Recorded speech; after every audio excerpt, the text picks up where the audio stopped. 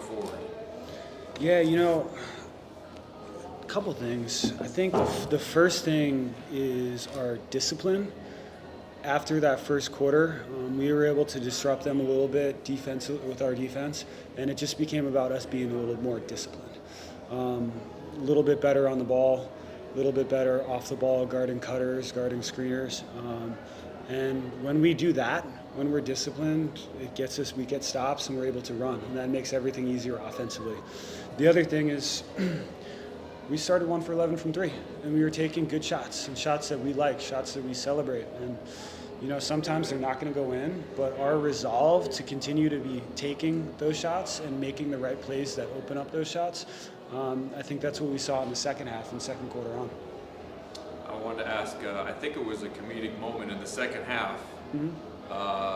Looked like you kind of stopped a drive, and player was in the lane, and they called 3 seconds, but it was defensive 3 seconds instead of offensive 3 seconds. Going back to our discipline defensively, shifting on the weak side is a big part of that. And when we get called for a D3, that means we're shifting. It means we're doing what we're supposed to do. And we celebrate that. It's a good moment for us, and I'm glad it provided a little bit of levity, but it's an important thing for us. Coach, you only had, I think, 3 or 4 turnovers in the first half. Yeah. How much do you attribute that to Jarkel? Jarkel was great. And Jarkel, he did exactly what we needed him to do. And he didn't make shots tonight. And he didn't get the same shots. But for him to guard the way that he did, to be under control the way that he was, and the entire group, for us to keep our feet in the paint and to space properly, that's how we got those shots. And, it may not show up on the box score, the impact that he has compared to the last 2 games, but he was really big for us. In the second half, defensive intensity, the switch, what did you tell the guys? At the end of the second half, in the first quarter, the switch, tell the guys we got to pick it up? To our habits. I think we had a couple plays where we may have gambled, where we weren't as good on the ball, where our urgency wasn't at the level that it needed to be, and we just became who we were after that first quarter. We became more about getting physical, getting locked into the ball, and just competing. And not that we weren't in the first quarter. They made some shots. We missed some open shots. They got some stuff in transition. But we just raised our level a little bit more to match their level, and then we became who we were.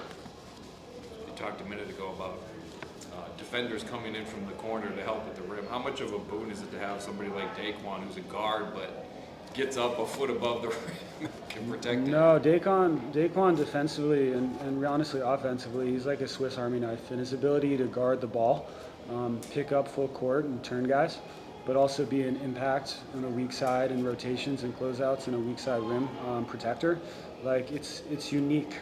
And it's something that I think our versatility defensively, just like offensively, is something that we really emphasize and use our schemes to make the most of it. You've got this thing in the G League that's kind of unusual, where you've got the same opponent multiple times. In this case, tomorrow you're going to play the exact same opponent. What happens for you from now until 7 o'clock tomorrow night? It's an opportunity for us to prove that we're that same team in that second half, and it's a great thing. And for the next 24 hours, we'll watch the game, we'll make any adjustments that we see fit, and we'll get ready to come out and do the same thing tomorrow night at 7 o'clock. You've got Mo here, on assignment to the development league. It's a chance for him to get minutes. What's going right for him, and what's he working on? No, he's getting more comfortable, and you're seeing that out on the perimeter, reading closeouts, taking his shots, and he missed a couple tonight, and shots that we want him to take, and shots that he's got to be comfortable in taking and confident in taking. And you notice that tonight he ended up with 1 foul, and that means that he's learning how to use his feet better defensively and playing less with his hands. And you talk about Daquan as his secondary rim protector, but Mo, the way he shifts, using his length and being an impact at the rim is big for us too, and a big part of why we had so much success. You're 4 games and a couple weeks into your first stint as a head coach. Is there anything about it that surprised you? Fortunately, I've had a lot of good mentors along the way that have exposed me to what it means to be a head coach, and you never quite know how you're gonna react in certain situations, or you're never gonna be quite prepared for it. But fortunately, with those people on my side and people that I can call, there hasn't been too much that has caught me off guard. But it's just been a continual learning process and something that I'm hopefully getting better at every day, just like our players. And I don't know if you might have any other questions, but I just want to point out to guys like Joey Hauser and Dave Singleton, what they contributed today didn't quite show up on the box score, but the way they guard, the way they space, the way they play off the catch, like that's a big thing for us, and that's why we had so much success, because of those guys. And like obviously our offense and our defense is something that we do collectively, and without their minutes, without their impact, we don't have the same level of success. How about Kevon Harris, who exploded in the second half for 8-9 points? Yeah. So what about his offensive game? Obviously, this team is deep, but what has his offensive prowess brought to this team? No, he brings us another creator. But as you saw, 3 for 4 from 3, like another guy who can space, who can read closeouts and take those shots. And tonight he took them and he made them. But 4 assists, I know he had 9 assists the last time he played. His ability to see the floor, to get people on his hip and keep playing, like that's something that is a real benefit to us. And I think running the floor and defending and competing the way that he does, like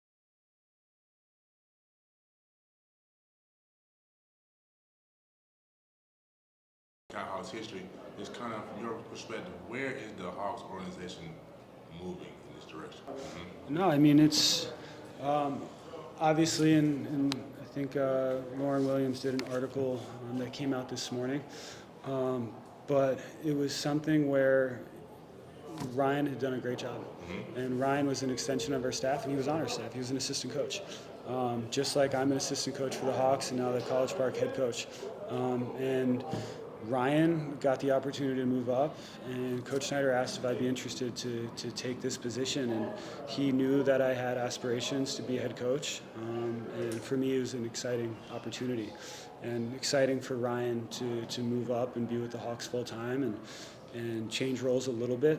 But the biggest thing about our staff and the dynamic of our staff is just like what we preach as players in terms of being collective as a team. Like we have a really close-knit staff. And just everybody's excitement for Ryan, for myself, and the fact that we really are an extension of the organization.